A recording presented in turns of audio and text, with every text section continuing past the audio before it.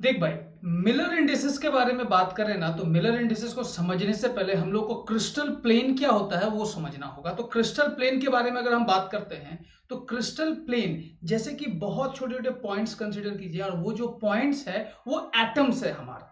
इस तरह से आप कंसीडर कर लीजिए, जो हमारा छोटा छोटा पॉइंट्स वो क्या है, हमारा एटम्स है। और वो जो एटम्स के बीच में जो है सेपरेशन है वो इक्वल सेपरेशन है। ये आपको दिमाग में रखना है कि जो सेपरेशन है वो इक्वल सेपरेशन है, वो आगे से भी पीछे से भी। यहां पे पहले तो हम लोग 2 डायमेंशनल पहले कंसीडर कीजिए, फिर 3 डायमेंशनल कंसीडर करेंगे, ठीक है ना। तो क्रिस्टल प्लेन के बारे में अगर बात करें तो ये एक अरेंजमेंट है, ठीक है ना। और वो अरेंजमेंट कैसा है, इसका डेफिनेशन क्या है, चलिए एक बार बहुत अच्छे से देख लेते हैं, उसके बाद इसको समझने का हम लोग कोशिश करेंगे। तो सबसे पहले अगर हम इसके अरेंजमेंट या फिर इसके डेफिनेशन के बारे में बात करते हैं कि हमारा क्रिस्टल प्लेन क्या है, तो क्रिस्टल प्लेन का डेफिनेशन कुछ इस तरह से है कि crystal lattice may be regarded as the aggregate of different set of parallel planes passing through lattice point such as each set of parallel planes has particular orientation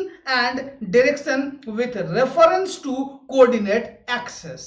अब इसका मतलब क्या है, इसको समझते हैं। सबसे पहले तो ये बोला है कि क्रिस्टल लैटिस जो है उसको रिगार्ड किया जाएगा as aggregate of set of parallel planes. Parallel planes का मतलब क्या, हमारा यहां पे आप देख सकते हैं ये एक प्लेन है, ये भी हमारा एक प्लेन है, ये भी प्लेन है, ये भी प्लेन है, ये भी प्लेन है, ये अलग अलग सेट्स ऑफ प्लेन है, ठीक है ना।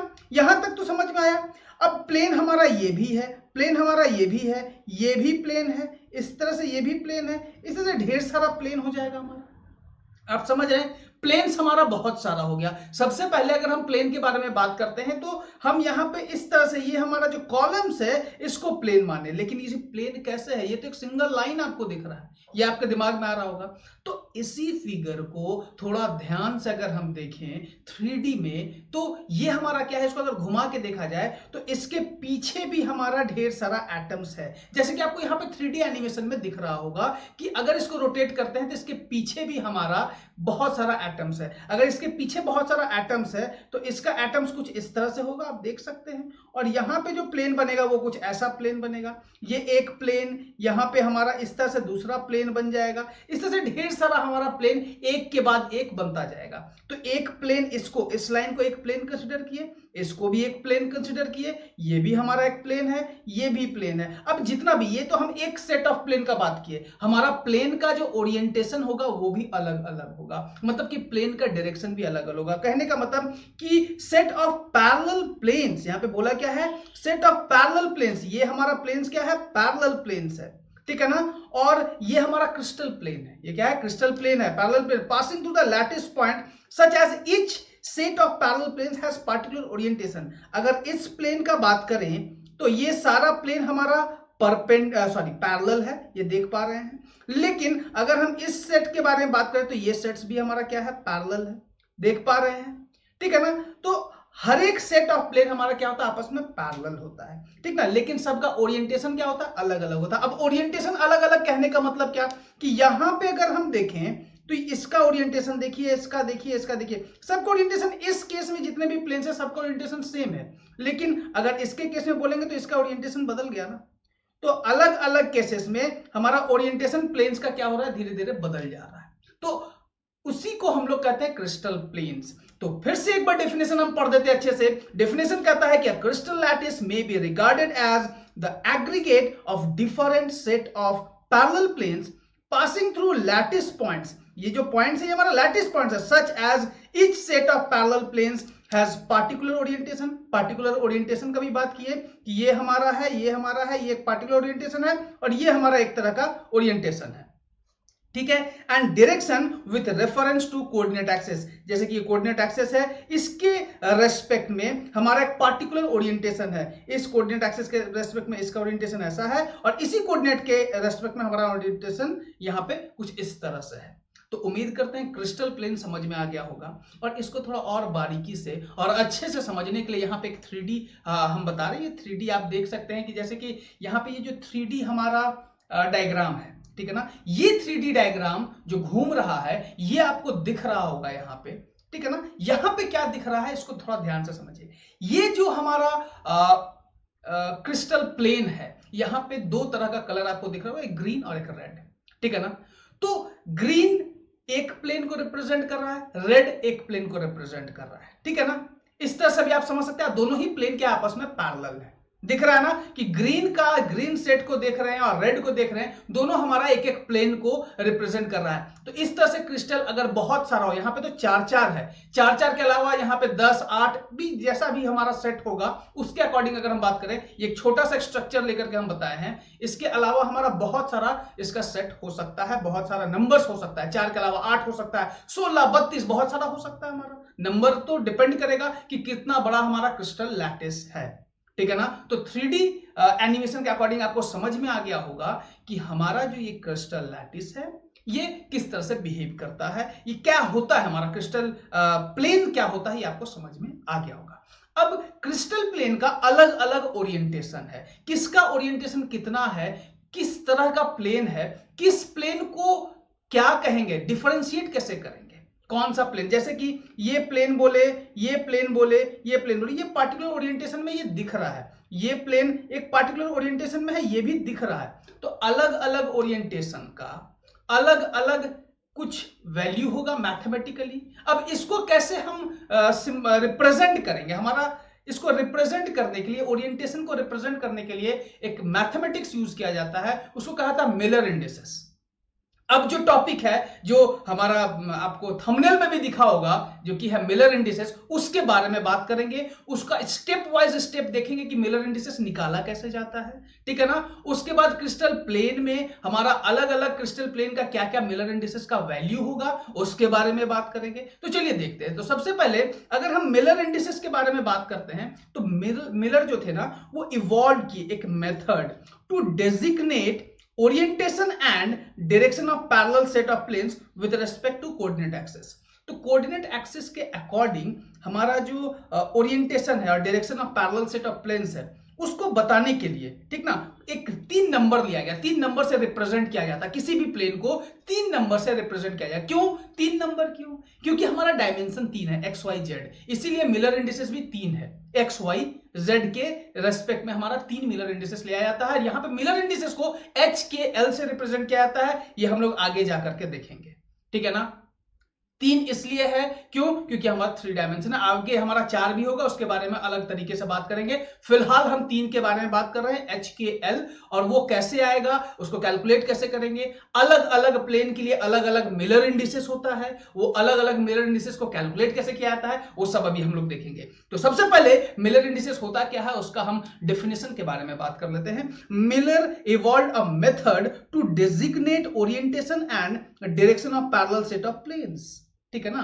मिलर डेजिग्नेट किए ओरिएंटेशन को और direction of parallel set of planes को with respect to coordinate axis, coordinate axis के अकॉर्डिंग बाय 3 नंबर्स, 3 नंबर से, 3 नंबर से किसी भी सेट ऑफ प्लेन्स को रिप्रेजेंट किया जाता है। जैसे कि यहां पे ये प्लेन को एक पार्टिकुलर मिलर इंडिसेस से रिप्रेजेंट किया जाएगा, तो हमारा ये प्लेन को एक पार्टिकुलर मिलर इंडिसेस से रिप्रेजेंट किया जाएगा। तो अलग अलग सेट ऑफ प्लेन्स को अलग अलग नंबर से रिप्रेजेंट किया जाएगा, वो जो 3 नंबर होगा उसी को मिलर इंडिसेस कहा जाता है। और मिलर इंडिसेस निकाला कैसे जाता है, चलिए देखते हैं स्टेप वाइज स्टेप, ठीक है ना। तो हमारा कुछ स्टेप्स है मिलर इंडिसेस निकालने का, तो चलिए देखते हैं कि क्या स्टेप है हमारा। सबसे पहला स्टेप जो है steps to find Miller indices of a plane, इसका अगर हम बात करें तो सबसे पहले यहां पे बोला क्या गया है, take a point or atom, ठीक है ना, as origin and construct 3 coordinate axis, ठीक ना। अब बात क्या है, यहां पे सबसे पहले बोला गया एक पॉइंट लेना है, तो चलिए एक पॉइंट ले लेते हैं। बेसिकली यहां पे पॉइंट हम इस जगह पे ही लेंगे, ठीक है ना, ये हमारा एक एटम लेंगे, ठीक है ना। एटम अलग अलग जगह पे लेना है, ठीक है, एक एटम यहां पे लेंगे, एक एटम यहां पे लेंगे, ठीक है, एक एटम यहां पे भी लेंगे और एक एटम यहां पे लेंगे, 3 अलग अलग जगह पे एटम लेते हैं। तो चलिए एक बार एटम को हम ले लेते हैं यहां पे अच्छे से, ये एक एटम ले लिए यहां पे, हम एक एटम हम यहां पे ले लिए और एक एटम यहां पे ले लिए और एक एटम यहां पे ले लिए। अब 3 एटम आपके सामने है, ठीक है ना, और इस एटम को आप यहां से देख सकते हैं, एक एटम यहां पे सेंटर पे, क्या बोलेगा, take a point or atom as origin and construct 3 coordinate axis. एक ओरिजिन से 3 कोऑर्डिनेट एक्सिस हम ड्रॉ भी किया हुआ है, कोऑर्डिनेट एक्सिस हमारा पहले से था तो आपको उम्मीद करते दिक्कत नहीं होगा। तो यहां पे 3 एटम और ले लिए, एक यहां एक यहां पे और एक यहां पे, ठीक है। अब थोड़ा और आगे बढ़ते हैं तो यहां पे हम लोग क्या करते हैं, एक डायग्राम बनाएंगे कुछ इस तरह से। यहां पे क्या करते हैं कि प्लेन्स को बोला क्या गया है कि find the intercept of plane along the 3 coordinate axis. अब यहाँ पे क्या है, जो 3 एटम को हम यहाँ पे बैठा के रखे हैं ना, जो कि दिख रहा है ये और ये तीनों एटम को आपस में जोड़ देते हैं, ठीक है। तो चलिए जोड़ने का काम करेंगे अभी हम लोग। यहां से ऐसे करके यहां से यहां इस तरह से हम इसको जोड़ दिए। अब इसको जब जोड़ा गया तो थोड़ा ठीक से हम इसको जोड़ देते हैं ताकि आपको दिक्कत ना हो। यहाँ पे जोड़ दिया गया, देख रहे हैं। अब इसको जोड़ने के बाद ये एक प्लेन का रूप ले लिया, ये तो आप देख रहे हो ना, एक प्लेन का रूप ले लिया। ये जो आप देख रहे हैं ये हमारा एक प्लेन हो गया जी। अब इस प्लेन का हम लोग मिलर इंडिसेस निकालेंगे। इस तरह से इसके ऊपर भी एक प्लेन होगा, इसके ऊपर भी एक के बाद एक जो प्लेन होगा ना, वो हमारा सेट ऑफ प्लेन्स कहलाएगा। इसके ऊपर जो हमारा प्लेन होगा, इसके नीचे, अब इसके नीचे ये एटम है, ठीक ना, लेकिन ये हमारा पहला प्लेन है। इसके ऊपर एक और प्लेन होगा, इसके ऊपर एक और प्लेन होगा, प्लेन के ऊपर प्लेन हमारा बनता जाएगा, ठीक है ना। तो सारे प्लेन का मिलर इंडिसेस सेम होगा क्योंकि सेट ऑफ प्लेन्स का हमारा मिलर इंडिसेस निकलता है, ठीक है ना। सेट ऑफ प्लेन का हमारा क्या निकलता है, मिलर इंडिसेस। तो थोड़ा आगे बढ़ते हैं। यहां पे बोला है कि find the intercept of plane along the 3 axis. अब क्या है हमारा इंटरसेप्ट, उसके बारे में बात करते हैं। 3 एक्सिस के बारे में यहां पे अगर हम बोला गया है तो यहां पे सबसे पहले हम लिखेंगे x, यहां पे लिखेंगे y और यहां पे लिखेंगे z। x के सामने हमारा 3a है जो कि आप देख रहे हैं। y के सामने हमारा क्या है, जो कि आपको यहाँ पे y के सामने क्या दिख रहा है, 2 दिख रहा होगा। क्या हमारा 2। तो y के सामने अगर 2 है तो यहाँ पे 2b लिख देंगे क्योंकि यहाँ पे b था। और z के सामने क्या था, 2c, ठीक है ना।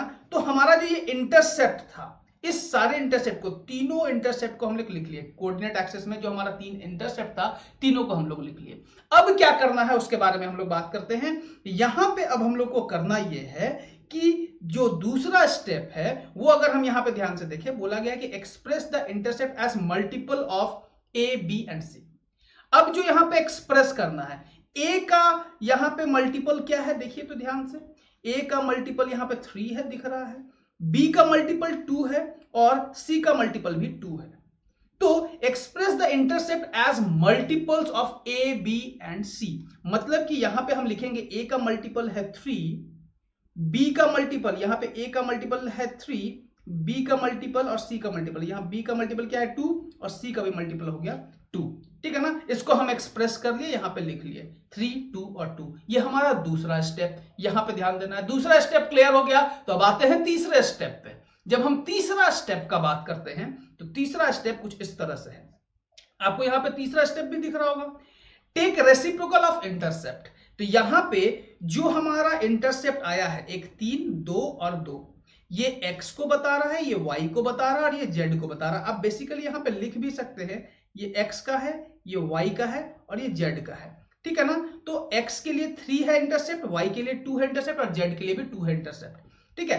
तो इसका रेसिप्रोकल लेने बोला गया है। तो जैसे ही हम यहाँ पे रेसिप्रोकल लेंगे तो x का जो यहाँ पे रेसिप्रोकल हो जाएगा वो 1/3 हो जाएगा, यहाँ पे 1/2 हो जाएगा और यहाँ पे भी 1/2 हो जाएगा।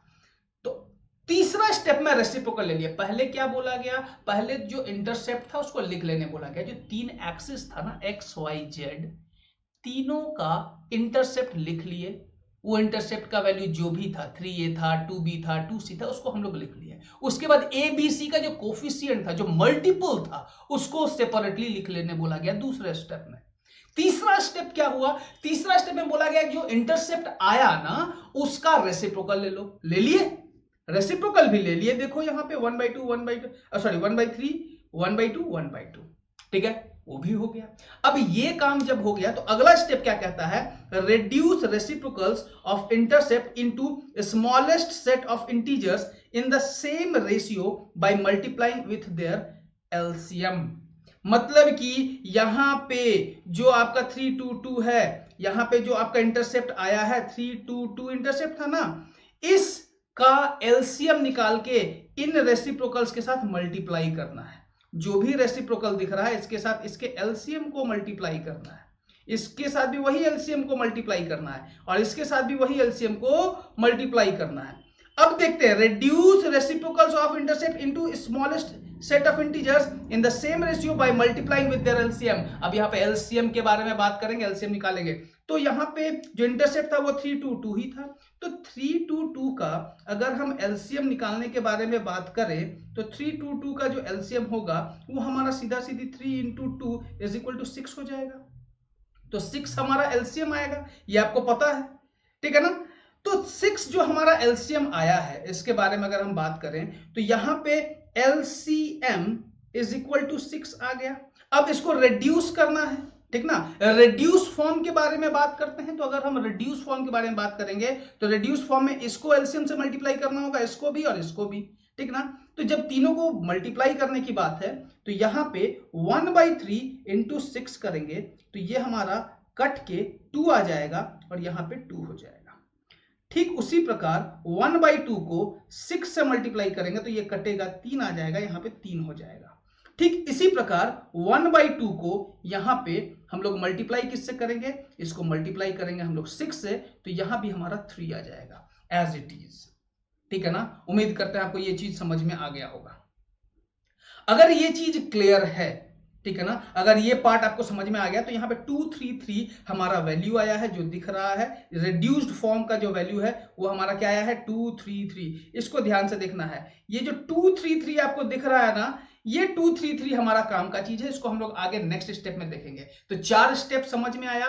पहले हम लोग इंटरसेप्ट लिखते हैं, फिर उसका कोफिशिएंट को अलग कर लेते हैं, फिर रेसिप्रोकल लेते हैं। रेसिप्रोकल को रिड्यूस कैसे करते हैं, जो इंटरसेप्ट लिया गया था उस इंटरसेप्ट का एलसीएम लेते हैं, उस एलसीएम से हर एक रेसिप्रोकल को मल्टीप्लाई करेंगे। रेसिप्रोकल को मल्टीप्लाई करने के बाद जो वैल्यूज आएगा वो यहाँ पे 2, 3 और 3 के फॉर्म में आया है। अब थोड़ा और आगे बढ़ते हैं।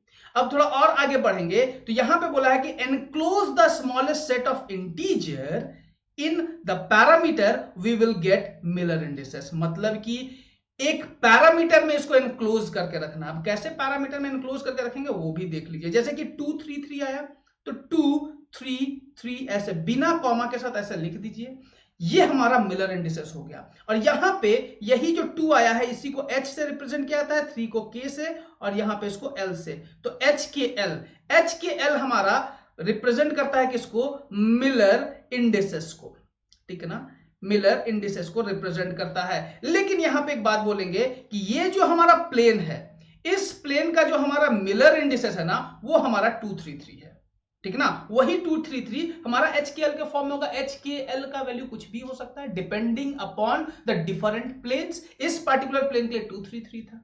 उम्मीद करते हैं आपको ये चीज समझ में आया होगा। ये 5 स्टेप में हम लोग किस तरह से मिलर इंडिसेस निकालते हैं वो उम्मीद करते हैं आपको समझ में आ गया होगा। अगर ये चीज अच्छे से समझ में आ गया तो थोड़ा और आगे बढ़ते हैं और इंपॉर्टेंट फीचर्स देखते हैं। क्या इंपॉर्टेंट फीचर्स है हमारा मिलर इंडिसेस का, तो थोड़ा और आगे बढ़ते हुए देखते हैं कि इंपॉर्टेंट फीचर्स क्या है। तो इंपॉर्टेंट फीचर्स के बारे में बात करेंगे तो important features of Miller indices कहता है, पहला इंपॉर्टेंट फीचर है in cubic crystal the direction perpendicular to HKL is represented by bracket HKL। मतलब कि यहां स्मॉल ब्रैकेट में रिप्रेजेंट किया जाता था बिना कॉमा के साथ, ठीक है ना, बिना कॉमा के साथ यहां रिप्रेजेंट किया जाता था। यहां पे स्मॉल ब्रैकेट था तो किसी भी प्लेन को हम स्मॉल HKL और स्मॉल ब्रैकेट्स के साथ रिप्रेजेंट करते थे। लेकिन इस प्लेन के परपेंडिकुलर में जो डायरेक्शन होगा, जैसे कि ये प्लेन है, इसके परपेंडिकुलर में ऊपर की तरफ जितना भी हमारा डायरेक्शन होगा, इस डायरेक्शन को का अगर हम बात करेंगे इसके परपेंडिकुलर में ऊपर की ओर, ठीक है ना, ऊपर की ओर, इसके परपेंडिकुलर ऊपर की ओर अगर एरो बनाते हैं आउटसाइड द स्क्रीन का अगर हम बात करें, आपके स्क्रीन के आउटसाइड में अगर हम एक डायरेक्शन बनाते हैं, ठीक ना, डायरेक्शन परपेंडिकुलर टू HKL, तो ये तो हमारा HKL हो गया जी, ठीक ना। और इस HKL के परपेंडिकुलर मतलब स्क्रीन के बाहर निकलेगा, स्क्रीन के बाहर का जो डायरेक्शन होगा उसको ब्रैकेट, जो बिग ब्रैकेट है, बिग ब्रैकेट में HKL लिखेंगे तो उसका परपेंडिकुलर डायरेक्शन को बता देगा वो, ठीक ना। तो HKL का जो हमारा परपेंडिकुलर डायरेक्शन होगा उसको बिग ब्रैकेट HKL से रिप्रेजेंट किया जाएगा, ठीक है। तो कैपिटल HKL जो बिग ब्रैकेट HKL है is the line perpendicular to plane HKL। सीधा सीधी बात है, वो भी आपको समझ में आ गया होगा। इस प्लेन का जो परपेंडिकुलर लाइन होगा वही हमारा बिग ब्रैकेट HKL होगा, ठीक ना। और ये हमारा स्मॉल ब्रैकेट में जो HKL है वो प्लेन को रिप्रेजेंट कर रहा है, जो कि ये प्लेन है, इसको हम स्मॉल ब्रैकेट HKL में रिप्रेजेंट करते हैं। ये हमारा पहला इंपॉर्टेंट फीचर हुआ। दूसरा के बारे में बात करेंगे, no comma are introduce in the indices of single digit. ठीक है ना, कोई भी कॉमा इंट्रोड्यूस नहीं किया जाएगा इन the indices of single digit. Single digit रहेगा तो कोई भी कॉमा मत देना, कभी भी कुछ भी हो जाए आप कभी भी कॉमा मत देना मिलर इंडिसेस में, अगर सिंगल डिजिट में रहे। जैसे कि 233 तो सिंगल डिजिट है ना, तो कॉमा मत देना। ठीक है, तो कॉमा इस केस में कभी नहीं होगा। लेकिन जब Miller indices of the plane are of double digit, they are separated by commas, जैसे कि 5, 10, 20 है, यहां पे अगर तुम लिखोगे 5 बिना ब्रैकेट का लिखते चलो ना, 5, 10, 20, ये अजीब टाइप का नहीं लग रहा है? कॉमा नहीं दिए तो समझ में आ रहा, पूरा गड़बड़ा नहीं जाएगा ये चीज।